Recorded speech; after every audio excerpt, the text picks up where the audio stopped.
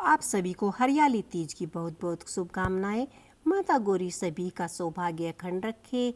इसी मंगल कामना के साथ आज आपके लिए लेकर आए हैं इस वीडियो में हरियाली तीज की व्रत की पूजा विधि देखने वाले हैं।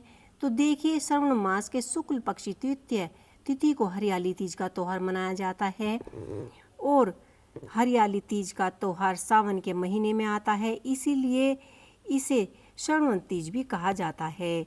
सुहागन महिलाएं अपने पति की लंबी आयु के अच्छे स्वास्थ्य के लिए इस व्रत को करती हैं। वहीं कुंवारी कन्या भी अच्छे वर की कामना के लिए यह व्रत करती हैं। यह त्यौहार भगवान शिव शंकर माता पार्वती को मनाने के लिए किया जाता है। आइए देखते हैं हरियाली तीज की पूजा हम कैसे कर सकते हैं। और पहले हम स्नान कर लेंगे, 16 श्रृंगार करके भगवान शंकर जी और माता पार्वती जी की विधि विधान से पूजा अर्चना करेंगे। तो देखिए, यहाँ पर हमने चौकी लगा ली है। चौकी पर हमने एक कपड़ा बिछा लिया है और मेहंदी आप एक दिन पहले ही लगा लीजिए। खूब सारी हरी हरी चूड़ियाँ पहनकर 16 श्रृंगार कर कर महावर लगाकर हरे रंग के वस्त्र पहनकर इस पूजा को करें। और देखिए, साड़ी या सूट जो भी पहने हरे रंग का ही पहने।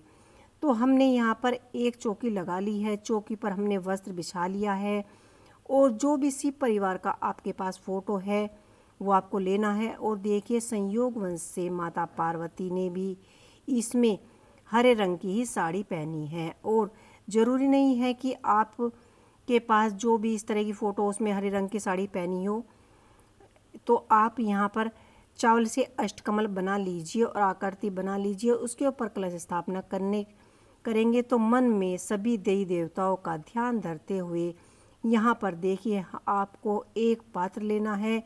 यहाँ पर मैंने स्टील का पात्र लिया है, आप चाहे तो पीतल का भी, तांबे का भी ले सकते हैं। इसके बाद हमने अंदर इसमें हल्दी की गांठ सुपारी डाल दी है और हमने कलश को जल से भरकर स्थापित कर दिया है। इसके बाद हमने चावल का आसन देकर हमने जो भी फोटो था उसे स्थापित कर दिया था। और यहाँ पर हम एक प्लेट में शिवलिंग स्थापित करेंगे। जो हमने मिट्टी के पार्वती गणेश जी बनाए हैं हम वो स्थापित करेंगे। आप चाहे तो कलश स्थापना के साथ आप कलश पर नारियल भी स्थापित कर सकते हैं। यहाँ पर देखिए, बेलपत्र का आसन देते हुए गणेश जी, गौरा जी और शिवलिंग की स्थापना करेंगे। आसान भी रह जाएगा। और हम यहाँ पर हरियाली तीज के पर्व पर मिट्टी की मूर्तियाँ तो बनाकर उनका पूजन करना, अभिषेक करना, इसका बहुत ही ज़्यादा महत्व माना जाता है। तो यहाँ देखिए, मैंने पिंड आकार में गणेश जी और गौरा माता जी बनाए हैं। इस तरह से काली मिट्टी से मैंने शिवलिंग बनाए हैं। तो देखिए, आकृति बहुत ही सुंदर बनी है। मेरी बेटी ने बड़े मन से बनाया है और मैंने यहाँ पर बेलपत्र पर आसन देकर स्थापित कर दिया है, कलश स्थापित कर दिया है। और मिट्टी से बने हुए यहाँ पर मैंने पार्वती जी, गौरा जी, शिवलिंग स्थापित कर दिए हैं। आपको इसी तरह से यहाँ पर आप चाहे तो पंचामृत से जलाभिषेक कर सकते हैं, या फिर आप जैसे मैंने हल्का हल्का छींटा देकर, क्योंकि मिट्टी के बनाए हैं, ज़्यादा जल हम अर्पित करेंगे तो वे मिट्टी घुल जाएगी। पुष्प अक्षत भगवान के समक्ष छोड़ दें। इसके बाद देखिए, हमें गंगा जल मिश्रित जल लेना है और सबसे पहले गणेश जी को, फिर शिव जी को, फिर गौरा माता जी को हमने जल अर्पित कर दिया था। उसके बाद हम अलग अलग उनका अभिषेक करेंगे और उसके बाद हम यहाँ पर वस्त्र रूपी कलावा सबको अर्पित करेंगे। इसके बाद स्नान की भावना से सभी को हमने छींटा दे दिया था और वस्त्र भावना से हमने गणेश जी को कच्चा सूत और माता पार्वती जी को चुंदरी के रूप में कलावा अर्पित कर दिया है। या आप चाहें तो चुंदरी भी बना सकते हैं। सखी सहेली मिलकर इस पूजा को करेंगी, क्योंकि यह जो पूजन है यह ग्रुप में ही अच्छा लगता है। इसे आगे देखिए, सभी के साथ मिलजुल कर पूजा करने से, झूला झूलने से, क्योंकि सावन के महीने में झूला झूलने का बहुत ही विशेष महत्व माना जाता है।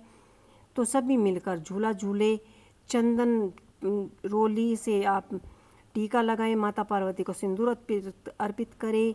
हमने देसी घी का जो दीपक था वो हमने दीपक लगा दिया है उसके बाद जो माता पार्वती के लिए हम 16 श्रृंगार लेकर आए थे, वह 16 श्रृंगार भी हमने माता पार्वती को चढ़ा दिया है। इसके बाद जो भी आपने मीठे भोग में बनाया है, जैसे गुंजिया या हलवा पूरी जो भी बनाया हो, वो आप चढ़ा दीजिए। और जो हरे रंग की हम चुनरी लेकर आए थे, वह चुनरी भी हमने माता को अर्पित कर दी है। आप एक बेलपत्र भी अर्पित कर सकते हैं, 5, 9, 11 भी कर सकते हैं। जितनी भी आपकी इच्छा हो इतने ही बेलपत्र आप इच्छा के अनुसार चढ़ा सकते हैं। तो हरियाली तीज का व्रत पहले बार माता पार्वती ने अपने सौभाग्य के अखंड रखने के लिए किया था। तभी से महिलाएं इस व्रत को करती चली आ रही हैं, तभी से यह परंपरा लागू हुई है, विधि विधान से यह पूजा की जाती है।